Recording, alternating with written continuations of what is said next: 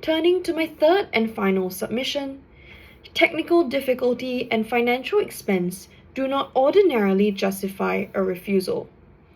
However, a refusal may be objectively justified where compelled interoperability would require the relevant feature to be repurposed in a manner contrary to the economic model or purpose for which it had been developed.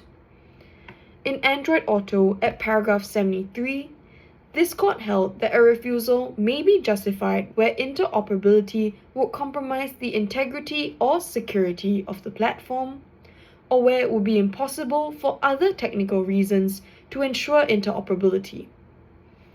At paragraph 74, however, the court made clear that mere technical difficulty or financial expense do not ordinarily justify a refusal.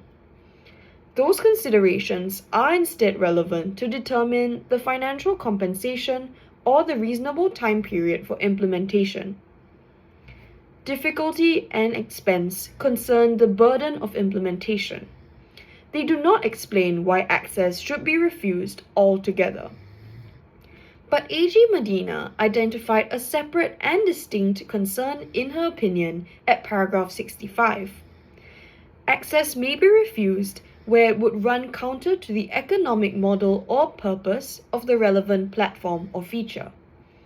That is consistent with this court's reasoning in Android Auto at paragraph 46, where it recognized that compelled access would fundamentally alter the economic model under which a platform or feature had been developed.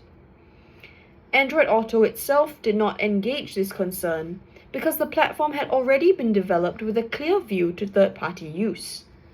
By contrast, where the relevant feature has been developed by the dominant undertaking to ensure integration between its own product range, compelled access would require that feature to be repurposed for third-party use.